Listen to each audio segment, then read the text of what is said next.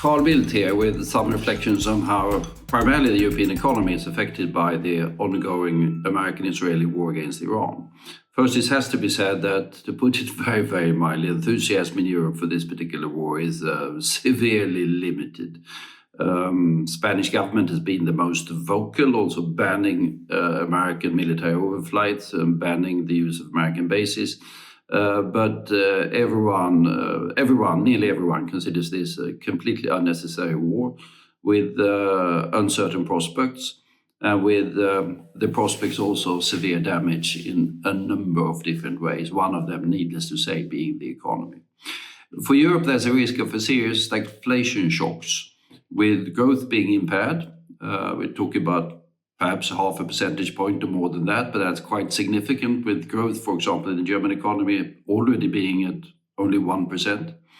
And then, of course, you have the inflation effects that is unavoidable. You have it immediately on energy prices, and the price effects are quite substantial. We have sort of oil up 50%. We have gas prices, which are important, up roughly 70%. And we have jet fuel prices up 100%. And of course, this translates into different economic activities that are impaired. It should be pointed out that sort of energy costs for, say, German industry are already several times higher than it is for the US economy, and that makes a difference. And then on top of that, you have this particular effect. So what can governments do? Well, there are limits to what the governments can do, but action is taken. The most dramatic so far is Slovenia, which has fuel rationing.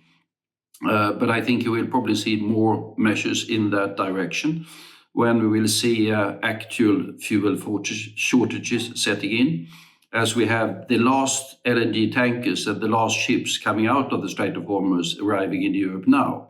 Shipping takes quite a long time.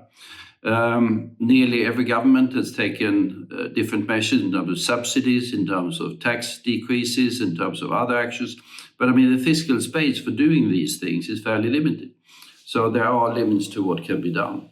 So all in all, the political effects of it, enthusiasm for the American handling of serious issues is taking another beating after Greenland. And economic risk of a stagflation effect, slightly dependent, of course, upon how long the war lasts, but unavoidable. And then you have the other things that might come on top of that. There's always the fear of wars in the Middle East causing new refugee flows into Europe.